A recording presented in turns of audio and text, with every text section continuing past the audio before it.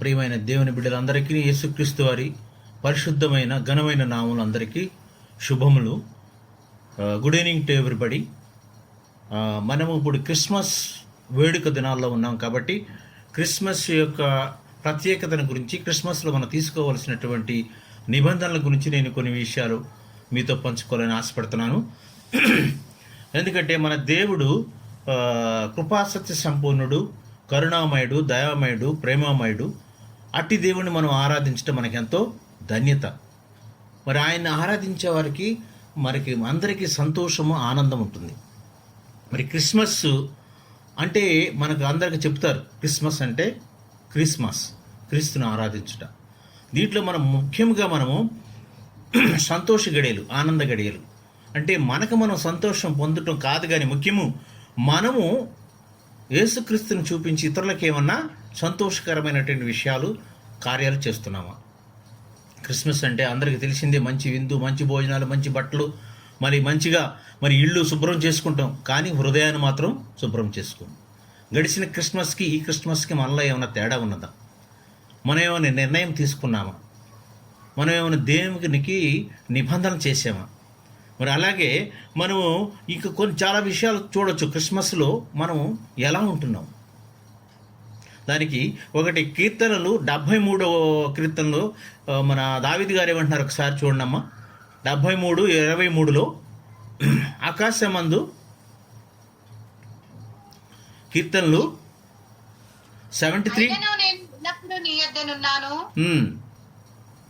నా కుడి చెయ్యి నీవు పట్టుకొని ఉన్నావు, ఆలోచన చేత నన్ను నడిపించదవు. కీర్తనలు 73:23 అమ్మా. అదే చదివాను. అయినను నేను ఉన్నప్పుడు నీ యొద్దనున్నాను, నా కుడి చెయ్యి నీవు పట్టుకొని ఉన్నావు. అవును. ఇంకా తర్వాత 25 వరకు, నీ ఆలోచన చేత నన్ను నడిపించదవు, తరువాత మహిమలో నీవు నన్ను చేర్చుకుందువు. ఆకాశంలో నీవు తప్ప నాకెవరున్నారు, నీవు ఉండగా లోకములోనిది ఏదియో నాకు అక్కరలేదు. చూడండి, ఆయన ఉండగా లోకము లేనిది మనకి ఏది అక్కర్లేదంట. ఆయన మన హృదయంలో చేర్చుకోండి, ఆయన మన ఇంట్లో చేర్చుకోండి. మరి ఆయనను మనతో ఉంటే మనకి ఏం అక్కర్లేదంట. Everything is with us if Jesus is with us. అది నేను చెప్పాలనుకుంటున్నాను. అట్లాగే కీర్తనలు 123లో కూడా అంటాడు, ఆకాశమందు ఆసీనుడైనటువంటి నా దేవా, నీ తట్టు నా కనులెత్తుచున్నాను. అది అందరికీ తెలిసిందే, మమ్మల్ని కరుణించుము. మరి ఆయన ఆకాశం తట్టు, అంత గొప్ప రాజయ్యని కూడాను ఆకాశం తట్టు కనులెత్తి ఆయన్ని ప్రార్థిస్తున్నాడు. క్రిస్మస్ అంటే మనం పెద్ద పెద్ద స్టార్లు పెడతాం కాదు. ఒకసారి మేము ఒక ఊర్లోకి వెళ్తే అక్కడ వాళ్ళు అంతా యూత్ ఏమంటున్నారంటే, పోయినసారి పెద్ద క్రిస్మస్కి పెద్ద స్టార్ 24 అడుగుల ఎత్తు స్టార్ పెట్టాము, తర్వాత ఈ సంవత్సరం మనం యూత్ మారింది, యూత్ ప్రెసిడెంట్ మారాడు, 34 అడుగుల క్రిస్మస్ స్టార్ పెట్టాలని. క్రిస్మస్ స్టార్ ఎంత పెద్దది పెట్టామని కాదు, అక్కడ మనము క్రిస్మస్కి ఎంతమంది ఆత్మలను పట్టుకొస్తున్నాం. ఆ స్టార్గా మీరు ఎందుకు అవ్వకూడదు? ఆ స్టార్, క్రిస్మస్ స్టార్గా మీరు అయ్యి యేసుక్రీస్తు యొక్క సువార్తను పంచుతూ ఆ వెలుగును మీరు ఇతరులకు ఇవ్వచ్చు కదా. మరి ఎన్నో విషయాలు మనం నేర్చుకోవచ్చు. ఇంకా మనం ముందుకెళ్తే ఈ క్రిస్మస్లో దేవుని సంతోషపెట్టుట కంటే ఇంకా ముఖ్యమైనది ఏముంది? అది నిజమైన క్రిస్మస్. దేవునికి ఇచ్చుటలో అదే నిజమైన క్రిస్మస్. నిజమైన క్రిస్మస్ మనం ఆరాధించాలంటే, మనం ఒక తెలుగులో సామెత ఉంది, మాకేమి ఇస్తున్నారు, మా ఇంటికి వస్తే ఏం తెస్తున్నారు అంటారు. అలా కాదు, what you are giving to the others. నీవి క్రిస్మస్లో ఏమి ఇవ్వాలని ఆశపడుతున్నావు, ఏమి ఇచ్చావు? ఎంతోమంది ఎంతో గొప్ప గొప్ప జీవితాలు జీవిస్తారు, ఎంతో కాలం జీవిస్తారు, కానీ ఎంత మంచిగా జీవించావు అన్నది ముఖ్యం, ఎలా జీవించావు అన్నది ముఖ్యం. యేసుక్రీస్తు గురించి ఏమైనా జీవిస్తున్నావా? ఇప్పుడు వరకు యేసుక్రీస్తు వారిని పట్టుకుని అనేకమైనటువంటి అద్భుతమైనటువంటి పదవులు కానీ, అనేకమైనటువంటి ఈవులు కానీ మనం పొంది ఉన్నాం. And what we are giving to the God. మనం చూసాం, పోయినసారి చూస్తే అద్వితీయ దేవుడైనటువంటి ఆయన తన సొంత కుమారుని, ఏకైక కుమారునే ఇచ్చాడు. మరి ఈయన ప్రాణం పెట్టడానికి కూడా ఆయన కుమారుడు సిద్ధపడ్డాడు. క్రిస్మస్ అంటే మనకి పండగలు, వేడుకలు ఇవి కాదమ్మా. క్రిస్మస్ అంటే మనం క్రీస్తుని ఆరాధిస్తున్నామా నిజంగా, మన పాపాలను వదిలేసి ఈ క్రిస్మస్లో మీరు ఏమైనా నిబంధనలు తీసుకుంటున్నారా? ఏమైనా మొరలు తీసుకుంటున్నారా? ఏమైనటువంటి తీర్మానాలు తీసుకుంటున్నారా? నేను కొన్ని తీర్మానాల గురించి చెప్పాలని ఆశపడుతున్నాను. ఫస్ట్గాను దేవుని కొరకు ఇవి చూడండి, కీర్తనలు 132:2-5 చదవండి ఒకసారి. కీర్తనలు 132.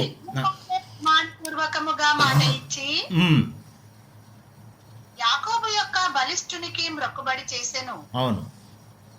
ఇట్లనగా యెహోవా నేనొక స్థలము చూచు వరకు, యాకోబు యొక్క బలిష్ఠునికి ఒక నివాస స్థలము నేను చూచు వరకు, అవును, నా మాత్రస్థానమైన గుడారములో నేను ప్రవేశింపను. నేను పరుండు మంచము మీదికి ఎక్కను, నా కన్నుకు నిద్ర రానియను, చాలమ్మా, నా కన్నులను కునుకుపాటు రానియను. చూడండి, చాలం. ఇప్పుడు చూడండి, అంత గొప్ప రాజు, ఆయన పెద్ద ప్యాలెస్లో ఉంటారు, పెద్ద బంగ్లా. ఆయన ఒకరోజు దేవునికి ఆయన తీర్మానం చేసుకుంటున్నాడు. ఏమని? నా పడుకునేటువంటి పడక మీదకి నేను ఎక్కను, నా కన్నుల మీదకు నేను నిద్ర రానియను, దేవునికి ఒక స్థలం చూడాలని, దేవునికి ఒక మందిరం కట్టాలని. కోర్స్ మనకంతా తెలిసిందే, దేవుడు మరి చూపిస్తాడు, నువ్వు కదయా నీ కుమారుడైనటువంటి ఆయన కడతాడు మరి నా మందిరం అంటాడు. ఇప్పుడు చూడండి, మనం ఇది ఒక తీర్మానం తీసుకోవాలి. ఏమని? ఈ సమయంలో do you have any resolution, any desire to build a house of God? దేవునికి ఏమైనటువంటి మనము ఒక స్థలం ఇవ్వగలుగుతున్నామా? ఆ స్థలం అంటే స్థలం ఏమి కాదండి, మీ హృదయంలో స్థలం ఇవ్వగలుగుతున్నావా? Do you have any reservation? Do you have any desire? ఇప్పుడేమైనా తీర్మానం తీసుకుంటున్నారు ఈ క్రిస్మస్లో? క్రిస్మస్లో ఎన్నో తీర్మానాలు తీసుకున్నారేమో, కానీ ఇప్పుడు మన పాస్టర్ గారు అయినటువంటి సుధీర్ రాజు గారు ఒక తీర్మానం తీసుకున్నారు. ఎన్ని కష్టాలు, ఎన్ని నష్టాలు, ఎన్ని ఇబ్బందులు, ఎంతమంది గోల పెట్టినా కానీ నేను ఒక దేవునికి ఒక స్థలము ఏర్పాటు చేస్తానని. చూడండి, ఆనాడు నా గొప్ప రాజు అన్నట్టు దావీదు గారు చేశారు. నేను ఆయనకు ఒక స్థలం, ఆయనకు ఒక మందిరం ఇస్తానని నా పడక మీదకి నేను అంటున్నాడు. ఆయన నా కంటి మీదకి, రెప్పల మీదకి నిద్ర రాని అంటున్నాడు. చూడండి ఎంత గొప్ప మరి త్యాగం. హలో, వస్తుందండి? వస్తుంది. ఇది కొంచెం లో. అట్లాగే మనం కూడా ఈ యొక్క క్రిస్మస్ సందర్భంగా ఏమైనటువంటి ప్రభు గురించి, దేవుని గురించి ఒక తీర్మానం తీసుకోవాలి. ఏమనంటే, మీకు స్తోమత లేకపోతే దేవుని గురించి ఒక స్థలం ఏర్పాటు చేయడానికి, ఒక మందిరం కట్టడానికి, ఒక చర్చి కట్టడానికి కనీసం మీ హృదయంలో ఒక స్థలం ఇవ్వండి. ఆయన చూస్తున్నాడు, ఎవరైనా నాక్ చేస్తారేమో తలుపు తీయటకైనా రావడానికి సిద్ధంగా ఉన్నాడు. మీ శుభ్రముని ఇల్లు కాదమ్మా శుభ్రం చేసుకునేది ఈ రోజుల్లో క్రిస్మస్లో. మీ హృదయాన్ని శుభ్రం చేసుకుని పాపం విడిచి ఆయన చెంతకు రండి. ఆయన్ని మీ హృదయంలో స్థలం ఇవ్వమని అడుగుతున్నాను. మరి అలా చూస్తే వెళితే ఎంతోమంది ఎన్నో మంచి ఎగ్జాంపుల్ ఉన్నాయి. మరి ఒక పాపి మారాలంటే ఏంటి? ఆయన మారు మనసు పొంది మరి దేవుని పరలోకంలోనికి వస్తే అదే నిజమైన క్రిస్మస్.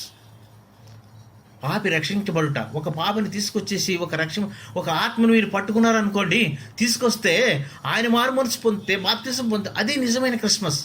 అసలు నిజమైన క్రిస్మస్ ఏంటి? మన పండగలు, బొబ్బాలు, పిండి వంటలు ఇవి కాదండి. ఏమైనా మీ హృదయం ఇవ్వగలుగుతున్నారా? స్థలం ఇవ్వగలుగుతున్నామా? మనం ఎవరైనా ఒక ఆత్మను పట్టుకొచ్చి దేవుని కొరకు నిలబడుతున్నామా? How many souls you have churched? How many souls you have brought to the presence of God? దేవుని సన్నిధికి ఎన్ని ఆత్మలను పట్టుకొచ్చారు? ఎంత ప్రయాసపడుతున్నారు? ఎంత స్థలం ఇచ్చారు? మరి రెండవది చూస్తే మనము ఎజ్రా గ్రంథములో ఎజ్రా 7:10 చూడండి ఒకసారి. Ezra 7.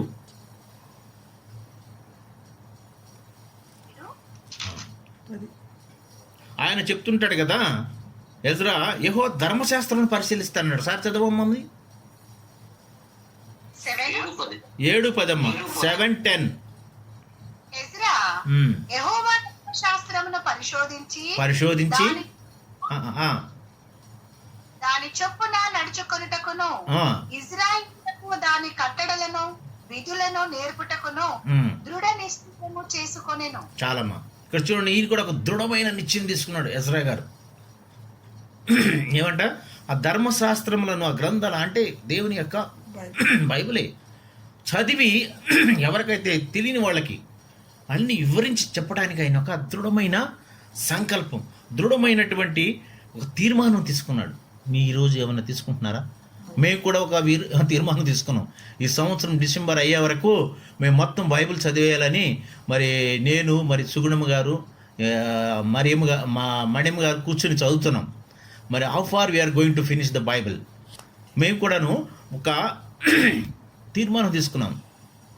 After retirement I have ample time to read the Bible. అంతక్రితం ఎప్పుడు నేను చదవలేదండి బైబిల్. ఎన్నో విషయాలు, ఎన్నో మర్మాలు తెలుస్తాయి.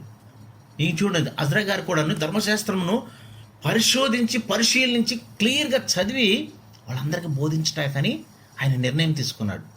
అలాగే మనం కూడా ఈ క్రిస్మస్లో కనీసం ఈ బైబిల్ చదువుదామా, బైబిల్ కంప్లీట్ చేద్దామా, బైబిల్లో ఉన్న విషయాలు తెలుసుకుని ఇతరులకు చెప్పదామా అని మనము నిర్ణయం తీసుకోవాలి. అట్లా ఏషియా 34లో కూడాను 34:11 ఒకసారి చూడమ్మా. ఏషియా 34:16 ధర్మశాస్త్రాన్ని యెహోవా గ్రంథమును పరిశీలించి చదవండి అని ఉంటుంది. ఏషియా 34:16 యెహోవా గ్రంథమును పరిశీలించి చదువుకొనుడి. చాలా జంతువులలో ఏదియో లేకయుండదు. చాలు ఏంటి ఇక్కడ ఏంటంటే బైబిలేనండి ఇది. యెహోవా గ్రంథము, ధర్మశాస్త్రం అన్న ఆనాడు పరిశీలించి పరిశోధించి ఈయన కూడా చెప్తున్నాడు. వాళ్ళంతా చదివి రియల్గా వాళ్ళు ఫాలో అయ్యారు, వాళ్ళందరూ చెప్పారు. మరి అట్లా ఏషియా 48:17 కూడా ఇశ్రాయేలు పరిశుద్ధ దేవుడనైన యెహోవా ఇలాగు సెలవిచ్చుచున్నాడు, నీకు ప్రయోజనము కలుగునట్లు నీ దేవుడు యెహోవానగు నేనే నీకు ఉపదేశము చేయుదును, చూడండి నడవవలసి నిన్ను నడిపించుదును. చూడండి, ఆయన యెహోవా దేవుడే మనకు ఉపదేశం చేస్తున్నాడు. మనం ఎలా నడవాలి, మార్గంలో నడగాలి, మరి నిత్యమైన మార్గంలో నడగాల, నిత్య జీవం ఇచ్చే మార్గంలో నడవాలా. వాక్యం చదువుకునే వాక్యం ఎవరికైనా మనం బోధిస్తున్నామా? స్టార్ పెట్టి వెలుగును చూపించడం కాదండి. Why don't you become a star to give the light to the others?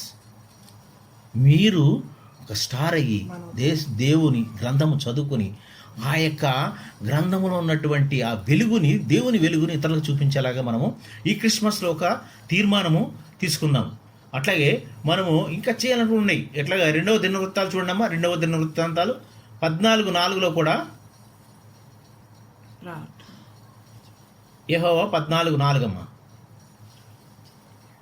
వారి పితరుల దేవుడైన యెహోవాను ఆశ్రయించుటకును ధర్మశాస్త్రమును బట్టియు విధిని బట్టి క్రియలు జరిగించుటకును యూదా వారిని ఆజ్ఞాపించి ఉన్నత స్థలములను, సూర్య దేవతా స్తంభములను యూదా వారి పట్టణములన్నిటిలో నుండి తీసివేసెను. అతని యందు రాజ్యము నెమ్మదిగా ఉండెను. ఆ సంవత్సరములలో అతనికి యుద్ధములు లేకపోవుట చేత చాలా ఇది మనకు తెలిసిన విషయమే. యెహోషాపాతు కానీ ఇంకా వీళ్ళు కానీ అక్కడ రాజుల గ్రంథంలో చూస్తూ వస్తే దినవృత్తాంతాల్లో వాళ్ళు ధర్మశాస్త్రం ఫాలో అయ్యారు, ధర్మశాస్త్రాన్ని అనుసరించారు, బైబిల్ను అనుసరించారు. కాబట్టి వాళ్ళకి నెమ్మది ఉంది. యుద్ధాలు లేకపోతే ఏంటండి, ప్రాణ నష్టం ఉండదు. ప్రాణ నష్టం ఉండకపోతే మనకి వాళ్ళకి రాబడే. వాళ్ళు ఏంటంటే కట్టడాలు, చర్చిలు, అనేక రకమైన ఆ విగ్రహారాలంతా పడగొట్టిచ్చేసారు వాళ్ళు. ధర్మశాస్త్రం చదవండి అంటే బైబిల్ చదవమని క్లియర్గా చెప్తుంది. ఇంకా 3వ విషయం వస్తే ప్రార్థన చేయుట మానకము. 1 సమూయేలు 12:23 నుంచి 26 వరకు చూస్తే మనకు తెలిసిందే. సమూయేలులో మరి అన్న ప్రార్థిస్తుంది. అన్న ప్రార్థించి ఏమంటది? ప్రభువా, మరి నాకు ఒక బిడ్డనిస్తే నేను ఆయన తల మీద శ్రవరము చేయకుండా మరి ఆయన నీ మందిరంలో విడిచిపెడతానని. అలాగే దేవుడు కూడా ఒక బిడ్డనిస్తాడు. సమూయేలు అంటే ప్రార్థన ద్వారాగా అడిగి పొందుకున్నటువంటి బిడ్డ. ఎలాంటి ప్రార్థన చూడండి, విడవక కన్నీళ్లతో అక్కడ ఉండి ప్రార్థన చేస్తున్నప్పుడు ఆమెని మొర ఆలకించి ఆమె కూడాను ఏమైనా మొరపెట్టుకుంది, ఏమైనా నిబంధన చేసుకుంది. అయ్యా ప్రభువా, మరి నీ సేవకురాలకి మగపిల్లవాడినిస్తే నేను ఆయన నీకు వరకు వదిలేస్తానని వాగ్దానం చేసుకుంది, తీర్మానం చేసుకుంది. మళ్ళీ అలాంటి తీర్మానాలు మనలో కూడా ఉన్నాయా? అలాంటి ప్రార్థనలు ఉన్నాయి. ఎంత ప్రార్థన చూడండి. ఈ ప్రార్థన విడవక. ఒక చోట ఉంటుంది కదా, మరి నా దావీదు అంటాడు, నా పడక కొట్టుకుపోయే వరకు కన్నీళ్ళతో ప్రార్థన చేస్తాడు అంటాడు. ఎంత మరి యేసుప్రభు వారైతే పగలంతా సేవ, రాత్రంతా ప్రార్థన. ఆయన సేవ చేసిన 33.5 సంవత్సరాలు కూడా ఎంతో సేవ చేశారు. దానికి ఏంటంటే బలమైన ప్రార్థన ఉండాలి. బలమైన ప్రార్థన ఉంటేనే మరి నువ్వు సేవ చేయగలవు, నువ్వు చెప్పగలవు. మరి అలాగే ఇంకెన్నో ఎగ్జాంపుల్స్ ఉన్నాయి మనకి. ఇంకా అలా చూసుకుంటా పోతే కీర్తన 99:6 కూడా ఉంది. మరి మనం చూస్తే అక్కడ ఎలా ప్రార్థన చేశారు. మరి దానియేలు అయితే ఎలా ప్రార్థన చేశాడు చూడండి. మరణ శాసనం మెడ మీదకి వచ్చినా కానీ మరి ఆయన గదిలోకి వెళ్ళి మోకాళ్ళ నుంచి తూర్పు దిక్కు తిరిగి విడవక వదలక అనుదినము ప్రార్థన చేశారు. కన్నీటి ప్రార్థన. The power of the prayer అంటాడు. ఒక బుక్ చదివాను నేను. అలాంటి చూడండి మీరు. ఆ ప్రార్థనల గురించి నేర్చుకుంటే ఎన్నో ఉన్నాయి. ఎంతోమంది అడిగి పొందుకున్నారు, ఎంతోమంది. మరి చూడండి, మరి చేప కడుపులో ఉన్నటువంటి మరి ఆయన కూడా 3 రాత్రులు ఉండి కూడా ప్రార్థన చేశారు. దానియేలు ఎంతమంది ప్రార్థన చేసి, యెహోషాపాతు అయితే చుట్టూ బలమైనటువంటి రాజ్యాలు వచ్చినప్పుడు వాళ్ళందరూ దేవుని సన్నిధికి వెళ్ళి అక్కడ ఉన్నటువంటి బిడ్డలు, పాపలు, ముసలివాళ్ళు అందరిని తీసుకొచ్చి దేవుని సన్నిధిలో బోకరించి విచారం చేసి ప్రార్థన చేసినప్పుడు బలంగా మరి ఆ బలమైనట్టు 4 దిక్కులు వచ్చినటువంటి ఆ యొక్క శత్రు రాజ్యాల్ని యెహోవా ముట్టడం వలన వాళ్ళందరూ ఒకరినొకరు కొట్టుకుని చనిపోయారు. చూడండి, అలాంటి మరి ప్రార్థన మానుతున్నారా? ప్రార్థన వదులుకుంటున్నారా? మనకు చూడండి, తెల్లవారుజామున మనకు వేకప్ కాల్ వస్తుంది. మరి సిస్టర్ గారు మరి ఎంతోమంది లేపుతున్నారు, లేదు కానీ మేము కూడా ముసలివాడు అయిపోయాం, లేగలేకపోతున్నాం. చూడండి, మరి ఎంతమంది పురుగొల్పుతున్నారు, విడవక వదలక మరి మోకాళ్ళలోని కన్నీటి ప్రార్థన చేస్తున్నారు. అలాంటి ప్రార్థన మనకు ఉన్నదా? అలాంటి ప్రార్థన చేస్తున్నారా? మరి అలాంటి ప్రార్థనలో మనం ఏమైనా మేళ్ళు పొందుతున్నామా? అలా చూసుకుంటూ వెళితే చాలా ఉన్నాయి. ఈ క్రిస్మస్లో నేను అయా విడవక వదలక మానక ప్రార్థన చేస్తానని ఒక తీర్మానం చేసుకుందామా? ఇది 3వ విషయం. 2వ విషయం ఏం చెప్పాను? దృఢమైన సంకల్పంతో మరి బైబిల్ని చదువుదామని ఒక మంచి నిర్ణయం.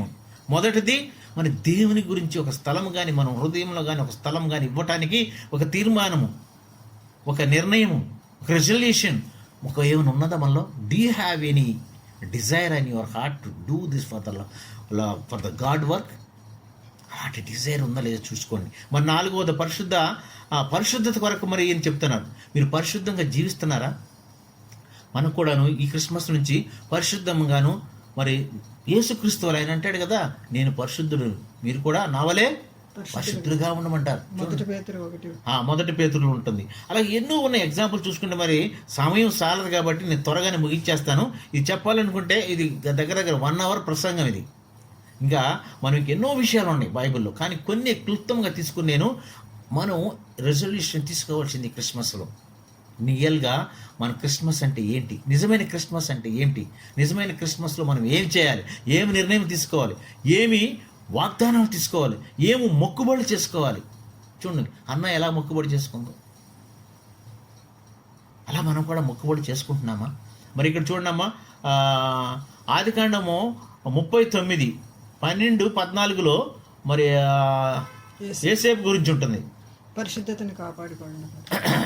మనకందరూ 12-14 అమ్మా, 12 నుంచి 14 వరకు. అప్పుడు ఆమె అతని వస్త్రము పట్టుకొని తనతో శయనించుమని చెప్పగా అతడు తన వస్త్రమును ఆమె చేతిలో విడిచిపెట్టి తప్పించుకొని బయటికి చాలు చూడండి, ఆయన పరిశుద్ధత చాలు ఆయన పరిశుద్ధతను కాపాడుకోవటానికి ఆయన వస్త్రాన్ని కూడా వదిలేసుకున్నాడు. వస్త్రాన్ని విడిచిపెట్టి పారిపోయాడు. ఆమె మనకంతా తెలుసు, పోతే పోయి భార్య ఎన్ని ఇబ్బందులు పెట్టింది. మరి ఆయన చూడండి, మరి ఆయన అన్నదమ్ములు కూడా ఆయన గోతులు వేసేసి చంపడానికి ప్రయత్నించినప్పుడు ఐగుప్తులకి అమ్మేస్తారు. అప్పుడు ఆయనకి వెళ్ళిపోయి ఆయన నిజాయితీ, ఆయన పరిశుద్ధత వల్లనే, ఆయన ప్రార్థన వల్లనే, ఆయన పట్టుదల వల్లనే ఆయన ఆ దేశానికి ప్రధానమంత్రి కాగలిగాడు. అలాంటి పట్టుదల, అలాంటి పరిశుద్ధత. మరి ఈ రోజుల్లో అయితే మరి ఒక పెద్ద మరి ఆఫీసర్ భార్య మరి అవకాశం ఇచ్చిందంటే ఎవరైనా వదిలిపెడతారా? చూడండి, మరి ఎంత నీతిమంతుడు కాకపోతే ఆ నీతిని కాపాడుకుంటాకి, ఆయన శీలం కాపాడుకుంటాకి ఆయన వస్త్రాన్ని వదిలి పారిపోయాడు. మరి అలాగే పేతురు 1:14 కూడా ఉంటుంది. ఒకసారి పేతురు 14 చూడండి అమ్మ, 1:14. ఇందాక అన్నది, నేను పరిశుద్ధుడిని కనుక దేవుడు అంటారు కదా, నేను పరిశుద్ధుడిని కనుక మీరును నా వలే పరిశుద్ధులుగా జీవించండి అని అంటారు. మరి అలా చూస్తూ వెళితే అనేక మరి పరిశుద్ధత గురించి చాలా ఉన్నాయి. మన పరిశుద్ధతను మనం పరీక్షించుకోవాలి. ఈ క్రిస్మస్లో మనం హౌ ఫార్ వీఆర్ హోలీ, ఎంత పరిశుద్ధంగా నివసిస్తున్నాం, జీవిస్తున్నాం, ఇతరులకు ఏమైనా ఆదర్శంగా ఉంటున్నామా, మనం ఎలా ఉంటున్నాం, మన పరిశుద్ధత ఏ లెవెల్లో ఉంది, ఏ కొలమానంతో కొలవాలి, మనం ఎవరితో కంపేర్ యేసుతో కంపేర్ చేసుకుంటారా? మరి చూడండి, దానియేలుతో కంపేర్ చేసుకుంటారా? ఎంతమంది నీతిమంతులు వాళ్ళ పరిశుద్ధత కొరకు వాళ్ళ ప్రాణ సహితం పెట్టడానికి వాళ్ళు రెడీ అయ్యారు. ఎంత గొప్ప విషయం అండి. ఈ క్రిస్మస్లో మనం తీసుకోవాల్సిన తీర్మానము, ఆ యొక్క యేసుకి వలె నేను కూడా పరిశుద్ధులుగా ఉంటాను, నేను కూడా ఎన్ని ఇబ్బందులు, ఇక్కట్లు, ఎరుకులు వచ్చినా కానీ ఆ యొక్క సైతానికి లొంగిపోనటువంటి ఒక తీర్మానం, బలమైన దృఢమైన తీర్మానం తీసుకుందామని నేను చెప్తున్నాను. అట్లాగే మనకి ఇంకో చూడండి, ఈ డిసెంబర్ వచ్చిందంటే మనకు తెలుసు, ఆంధ్రాలో తెలంగాణలో మద్యం విక్రయం అధికమైనది, ₹1,00,00,000 వస్తుంది. ఎందుకు వస్తుందండి? నాన్ క్రిస్టియన్స్ కానీ క్రిస్టియన్స్ కానీ ఈ క్రిస్మస్ వచ్చిందంటే పార్టీ షాటీ పండగలన్నీ దండగలండి. అవి ఎన్ని కూడా వేస్ట్. నేను కూడా ఆర్మీలో పనిచేశాను, ఎన్నో ఫ్రీగా వచ్చే లిక్కర్లు ఐ వోంట్ టచ్. ఎంతోమంది అనేవాళ్ళు, ఏంటంటే నువ్వు ఇది ఫ్రీగా వస్తుంది తాగొచ్చు అని. మాకు ఇష్టం లేదు, నేను తాగటం వలన మాకు ఏం ఉపయోగం లేదని తాగేవాడిని కాదు. అలాగే డూ యూ హ్యావ్ ఎనీ, మన పార్టీలకు వెళ్ళకూడదు, కానీ మంచి భోజనం వండుకోండి, మంచి భోజనము ఇతరులను పిలిచి పెట్టండి, కానీ దాంతోపాటు దేవుని వాక్యం కూడా వినిపించండి, దేవుని గురించి కూడా చెప్పండి, దేవుని వాక్యం కూడా చెప్పండి. భోజనాలు, పార్టీలు, చికెన్ బిర్యానీ ఇవే కాదండి. ఎవరైనా పిలిచారంటే అతిథులను, ఫ్రెండ్స్ని, వాళ్ళకి ఒక్క మాట అన్న, బాబు నీకు యేసుక్రీస్తు అంటే ఎవరో తెలుసా? యేసుక్రీస్తు ఎందుకు వచ్చాడో తెలుసా? ఎందుకు చనిపోయాడో తెలుసా? మరి తిరిగి ఎందుకు రాబోతున్నాడో తెలుసా? మారు మనసు అంటే ఏమో తెలుసా? దేవుని వాక్యం ఒక్కటన్నా చదివి వినిపించండి. మంచి భోజనం పెడతాం కాదు, మంచి దేవుని వాక్యం ఒక్క మాట చెప్పి పంపించండి. మరి అదేవిధంగాను 5వ దానికి వెళితే మనము మరి ఇక్కడ ఉంటుంది, ఫిలిప్పీలు 1:21 పౌలు గారు అంటారు కదా, బ్రతుకుట క్రీస్తే, సావైనా మీలే. ఎంత చూడండి, ఎంత తీర్మానం అయింది. ఆయన అంత క్రితము సౌలుగా ఉన్నప్పుడు, పౌలుగా మారినప్పుడు ఎన్ని హింసలు చేశారు.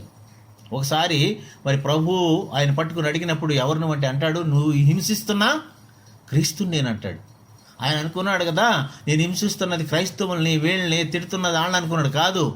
ఈజ్ డైరెక్ట్లీ ఆయన హింసిస్తున్నది క్రీస్తుని. అది తెలుసుకుంటే వాళ్ళు, మన ఇరుగు పొరుగు వాళ్ళు కూడా బాగుపడతారు.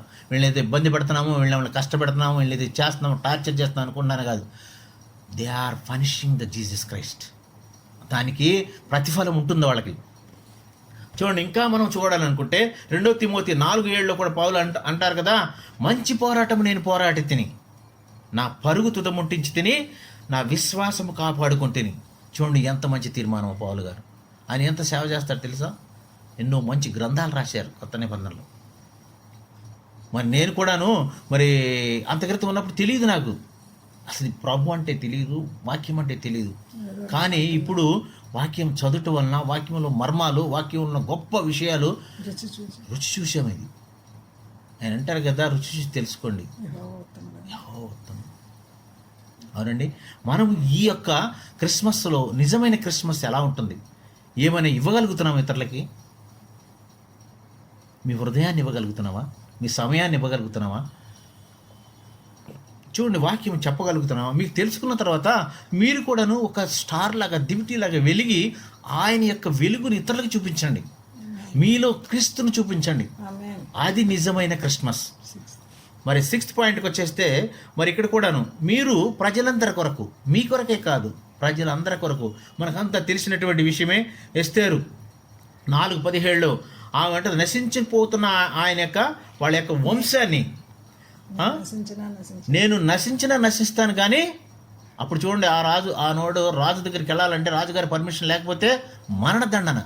కానీ ఆమె తెగించేసి ఆమె పినతండ్రి మొదగా చెప్పినప్పుడు, అమ్మా మరి సమయం ఇది, నీ యూదా రాజ్యాన్ని నాశనం చేయడానికి ఒక శాసనం వచ్చి ఉన్నదంటే, ఆమె ఉపవాసం ఉండి ప్రార్థన చేసి ఆయన తెగించి ఆయన తీర్మానం తీసుకుంది. నేను చనిపోయినా పర్లేదు, నేను నాశనమైనా పర్లేదు నా ప్రజల గురించి అని.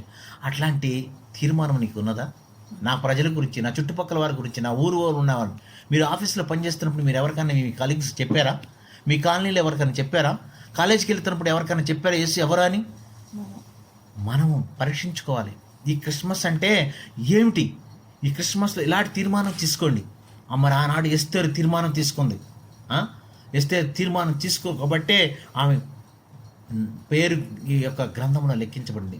అలాగే రూత్ కూడా తీర్మానం తీసుకుంది. అమ్మా, ఆమె కూడా అంటది, నిన్ను నన్ను విడదీసేది చావేనని నయముతో వచ్చేస్తుంది. ఆమె కూడా మంచి తీర్మానం తీసుకుంటుంది. కాబట్టే ఆమె యొక్క మరి గర్భము నుంచి దావీదు కుమారుడైన యేసుక్రీస్తు రావడానికి ఒక అవకాశం వచ్చింది. చూడండి ఎంత గొప్ప తీర్మానం తీసుకున్నారు వాళ్ళు. మనం ఏమైనా తీర్మానం తీసుకుంటున్నామా? What type of this resolution do you have in this Christmas? ఈ క్రిస్మస్లో నువ్వేం చేయాలనుకుంటున్నావు? ఏం తీర్మానం చేసుకుందాం అనుకుంటున్నావు? మనం ఎలా జీవించాలి? వాళ్ళు చూడండి, వాళ్ళు తెగించారు మా ప్రాణం. ఇంకో చూస్తే యేసుక్రీస్తు వారి శిష్యులు కూడా మరి చూడండి ఖడ్గంతో చంపారు యాకోబుని, యోహాన్ని శిరస్సు ఖండించారు. మరి పేతురునైతే ఉల్టా రివర్స్ సిలివేశారు. చూడండి, వాళ్ళు they have sacrifice they lives. ఆయన అంటాడు కదా, పౌలు బ్రతుకటికి ఇస్తే సావైన మేలే. అంత త్యాగం చేశారు. అట్లాగే ఇండియాకి వచ్చినట్టు గొప్ప గొప్ప మరి వీళ్ళు కూడా ఎంతో త్యాగం చేసి మిషనరీస్. మరి చూడండి, ఒరిస్సాలో మీకు అంతక్రితం కూడా ఎగ్జాంపుల్ చెప్పాను. ఆయన బిడ్డలు కాలిపోతారు, ఆయన కూడా కాలిపోతారు. ఎంత గొప్ప త్యాగాలండి. అలాంటి డిజైర్స్, అలాంటి ఇప్పుడు మనం చూసాం కదా. ఒకటి, దేవుని గురించి ఏమైనా స్థలం ఏర్పాటు చేస్తున్నావా? రెండవది, దృఢమైన నిర్ణయం తీసుకోగలుగుతున్నావా? బైబిల్ చదివి ధర్మశాస్త్రం చదివి చెప్పగలుగుతున్నావా? మూడవది, ప్రార్థన మానక విడవక చేయగలడానికి నిర్ణయం తీసుకున్నావా? పరిశుద్ధునిగా మరి జీవించటకు మనము నిర్ణయం తీసుకున్నాము. మరి ఐదవది, మరి బతుకుటకిస్తే సావైన మేలైనటువంటి గొప్ప మరి యొక్క తీర్మానం తీసుకున్నామా? ఎలాంటి తీర్మానం తీసుకున్నాం?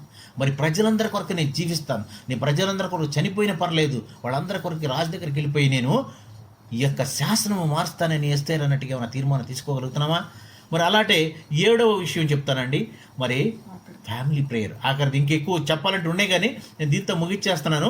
మరి 7వది, మరి జోషువ అంటే యెహోషువలో 24:15 ఉంటుంది, నేనును నా కుటుంబం వారును యెహోవానే సేవిస్తాం. మీరు ఎవరు సేవిస్తున్నారు? విగ్రహారాధన ఉందా? ఎవరిని సేవిస్తున్నాం? Do you have family prayer in your family? ఎన్ని రోజులైంది మీ ఇంట్లో ప్రార్థన పెట్టుకుంటున్నావా? ఫ్యామిలీ ప్రేయర్ ఉన్నదా? మరి వీళ్ళు అంటారు చూడండి, నేనును నా ఇంటి వారిని ఎంత ధైర్యంగా తీర్మానించి ఆయన యొక్క మొక్కుబడులు చేసుకుని ఒక నిబంధన చేసి గొప్ప రిజల్యూషన్ తీసుకొస్తున్నాడు. ఆయన ఏమంటున్నారు? నేనును నా ఇంటి వారిని యెహోవానే సేవిస్తాము. మరి అలాగే చూస్తే మరి రాహాబ్ అనే వేశ్య కూడాను, వేగుల వారు వచ్చినప్పుడు ఆమె కూడాను వీళ్ళని కాపాడి కిటికీలో నుంచి దించి కాపాడినప్పుడు అంటది ఆమె, అయ్యా మీరు వచ్చినప్పుడు నన్నును నా తల్లిదండ్రులను నా అక్క చెల్లును నా ఇంటి వారిని అందరినీ కాపాడమని అడుగుతుంది. ఆమె కూడా త్యాగం చేసి ఎంతో గొప్పగా మరి ఆమె కూడా అడుగుతుంది. మరి అలా దేవుణ్ణి అడుగుతున్నామా? మనం తీర్మానం తీసుకుంటున్నామా? క్రిస్మస్ ఎలా ఉంది మీ ఇంట్లో? ఏమి చేయాలని అనుకుంటున్నాం మనం క్రిస్మస్కు? Do you have any faith on God? దేవుని సన్నిధిలో మనం మొరపెట్టాలి, ప్రార్థన చేయాలి, ప్రార్థన చేయాలి. మరి ఆయన్ని పరిశుద్ధులుగా జీవించేవాడు మనం కూడా పరిశుద్ధులుగా ఉండాలి. ఇంకా మనం చూస్తే మరి ఇంకా ఎన్నో ఉన్నాయండి. లుదియా అపోస్తులు 14:14 యాక్ట్స్ 14:16-30 మరి జైలధికారి వీళ్ళందరూ కూడా తీర్మానాలను తీసుకుంటారు. మరి ఆయన చూడండి, పెద్ద అధికారి అయినా ఎవరైనా చేతులు కడుక్కుంటాడు, ఈయన యందు ఏ దోషము లేదని ఆయన నిర్ణయం తీసుకుంటాడు. రాజాధికారి కూడా చెప్తాడు. లుదియా వీళ్ళందరూ కూడాను గొప్ప గొప్ప తీర్మానాలు తీసుకుంటారు. ఇంకా చూసుకుంటూ వెళ్తే ఎన్నో ఉన్నాయి. అందుకని మరొకసారి చెప్తున్నాను, మనం ఈ రోజున తీర్మానం తీసుకోవాల్సింది మన యొక్క దేవునికి ఏమన్నా, do you have any land or ఏమన్నా స్థలం ఉందా మీ హృదయంలో? మీకు స్థలం లేని ఎడల మీ హృదయంలో స్థలం ఇవ్వండి. రెండవదిగాను దృఢమైనటువంటి విశ్వాసంతో బైబిల్ చదువుతాను, గట్టి విశ్వాసం రెండవది. మూడవది ప్రార్థన అనేది విడవక మానక రేయింబగలు చేస్తాను, కన్నీటితో చేస్తాను, మోకాళ్ళని చేస్తానని ఒక నిబంధన తీసుకుందామా? మరి పరిశుద్ధత యేసేపువలే వస్త్రమును వదిలి వెళ్ళిపోయినట్టుగా మనం కూడాను ఆ యొక్క పరిశుద్ధత కొరకు మనం జీవించడానికి మనం నిర్ణయం తీసుకుందామా? మరి బ్రతుకుట క్రీస్తే సావైన మీరైన పౌలు గారిలాగా మనం ఏమైనా తీర్మానం తీసుకుందామా? మరి ఎస్తేర్లాగానే ప్రజలందరి కొరకు ఆమె నాశనం అయిపోయిన పర్లేదని రాజుగారి దగ్గరికి వెళ్ళిపోయి శాసనం మార్చేటకు సిద్ధపడినట్లుగా మనం ఏమన్నా తీర్మానం తీసుకుందామా? అట్లాగే ఈయన యెహోషువ గారు అన్నట్టుగా నేనును నా ఇంటి వారును యెహోవాని సేవిస్తాం, స్తుతిస్తాం, ఆరాధిస్తాం. అలాంటి మరి రెజల్యూషన్, అలాంటి డిజైర్ మన హృదయంలో ఉన్నదా? ఈ క్రిస్మస్లో మనము ఏమైనా మార్పు ఉన్నదా? తీర్మానం తీసుకుందామా? ప్రార్థన చేసుకుందాం. ఒక్క నిమిషం ప్రార్థన చేసుకుందాం. మహాపరిశుద్ధమైన పరలోకపు తండ్రి, మీరు ఇచ్చినటువంటి వాక్యమును బట్టి వందనాలు తండ్రి. మీరు విన్నటువంటి ఈ బిడ్డలు విన్నటువంటి ప్రతి ఒక్క మాటను మీరు దీవించండి, ఆశీర్వదించండి. ఆరుగురు హృదయంలో పనిచేయనట్లుగా మీరు ఆశీర్వదించండి ప్రభువా. అయా మేము కూడా ఈ యొక్క క్రొత్త సంవత్సరంలో మరి ఈ క్రిస్మస్లో మా తీర్మానం, మా హృదయాలను పరిశీలించుకుని మేము ఎలా బ్రతకాలి, మేము ఇతరుల కోసం ఏమన్నా ఇస్తున్నామా, ఇతరులకు ఏమైనా ఇస్తున్నామా, యేసుకి ఏమైనా ఇస్తున్నామా, మరి యేసుని మా హృదయంలో ఉంచుకుంటున్నామా, ఎంత పరిశుద్ధంగా ఉన్నామని మిమ్మల్ని మేము పరీక్షించుకొని జీవించడానికి సహాయం చేయమని, ఈ కొన్ని వాక్యములు విన్న బిడ్డలను ఆశీర్వదించమని యేసుక్రీస్తు వారి అతి పరిశుద్ధ నామమున ప్రార్థించి వేడుకుంటున్నాము తండ్రి. ఆమేన్.